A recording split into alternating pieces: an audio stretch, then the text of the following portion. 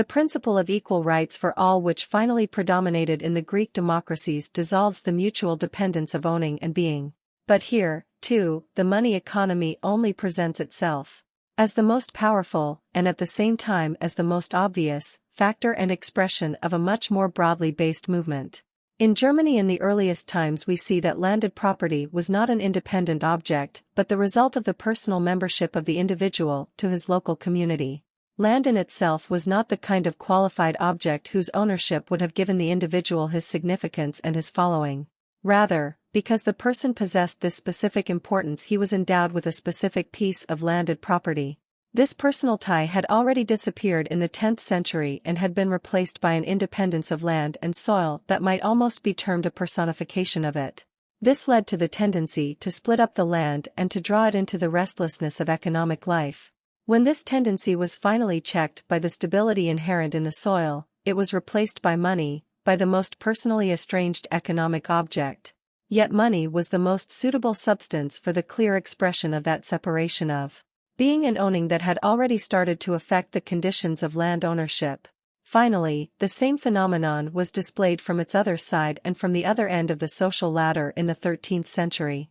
In this period, the peasantry had gained a very high level of freedom, particularly in the eastern German provinces, which had been colonized by free peasants in close connection with the then relatively highly developed money economy.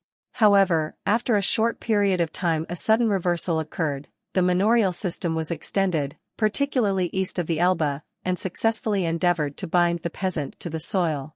At the same time, however, monetary exchange was once more replaced by barter. The binding of the peasants to their economic position, the binding of their existence to their possessions, runs parallel to the decline of the money economy. And even though the money economy has been interpreted as the cause of manorial estates, it is certainly only the most striking of a whole complex of causes which led to the formation of manorial estates at that time. If money as such is considered as an object of property, separated and isolated to some extent from the owner's existence, then, in the historical relations between owning and being, money represents the most definite and decisive and, I would say, the most symptomatic among the factors that bring about the world historical changes in the contraction and the loosening of that relationship. Freedom as the articulation of the self in the medium of things. If freedom indeed means the ability to bring about the independence of being from owning, and if money ownership most decisively loosens and breaks the dependence of the one upon the other, then there exists another contrasting and more positive concept of freedom which ties being and owning together again on a higher plane, and yet still finds its strongest realization in money. I refer to the earlier assertion that ownership is not, as it superficially appears to be, a passive acceptance of objects but an acting with and upon them. Ownership, however comprehensive and unlimited, can do with things nothing other than provide an opportunity for the will of the ego to find its expression in them. For to own something actually means that the object does not resist my intentions, that they can prevail over it. If I state that a person belongs to me, it means that he yields to my wishes, that by natural harmony or suggestive compulsion my being and willing continue to be effective in him. Just as my body is mine and mine to a higher degree than any other object because it obeys my psychic impulses more directly and completely than any other object and because these impulses are almost completely expressed in it, so, to the same extent, every object for which this is valid is mine. The fact that one can do what one wishes with an object is not only a consequence of ownership but actually means that one owns it. Thus, the ego is surrounded by all its possessions as by a sphere in which its tendencies and character traits gain visible reality. Possessions form an extension of the ego, which is only the center from which impulses extend into things. The objects are mine if they yield to the right and the strength of my ego to shape them according to my will.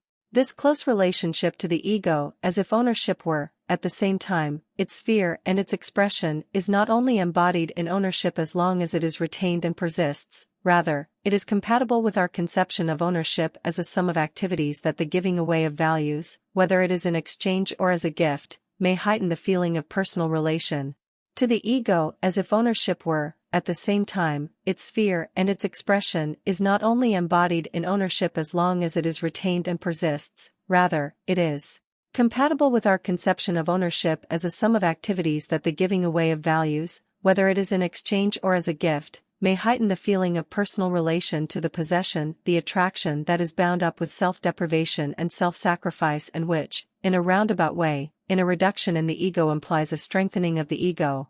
Possessive ties are often realized only when the property is given away, just as one experiences a part of one's body most strongly at the moment of extirpation.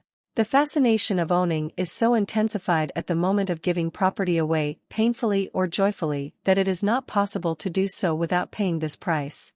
This instant, just like the moment of making a profit, is an eminently fruitful moment.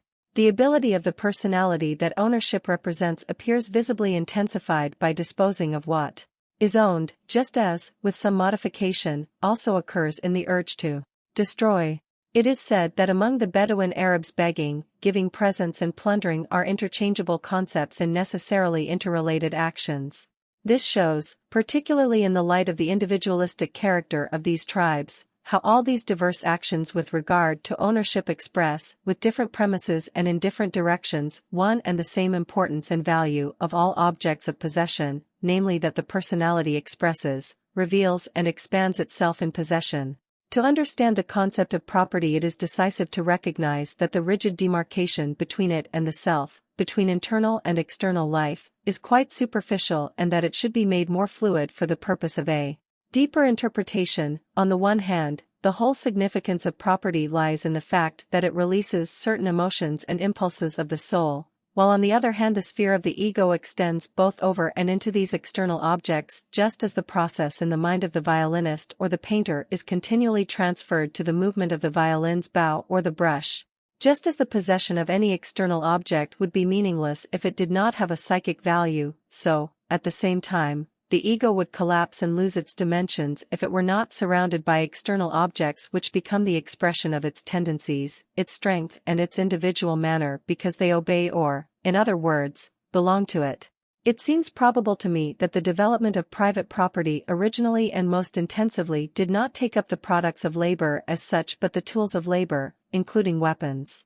For tools function most directly as extensions of the limbs, and the resistance of the objects against our impulses is usually experienced only at their end point. The activity factor present in owning tools is greater than for other possessions, and therefore, next to the body, they are the possession that is most completely incorporated into the ego.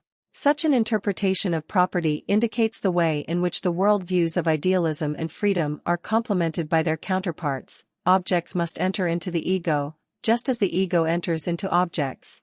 One might say that the acquisition of property also reflects a growth of the personality beyond the individual, just as procreation has been characterized as such a growth. In both cases, the sphere of the individual extends beyond its original limits, and extends into another self which, however, in a wider sense, is still his. In some Malayan tribes, the father owns only those children who are born after bride wealth has been paid, while those born earlier, though undoubtedly to the same parents, belong to the mother's family. The reason for this rule is naturally a purely practical one, namely, that the children represent objects of value which are given away to the husband by the daughter's marriage but which are retained until the price of the mother has been paid. And yet this custom reveals the deep relationship between possessions and their proliferation. The husband has, as it were, a choice as to whether he wishes to widen his sphere of power by owning his children or retain the values due to his wife's parents.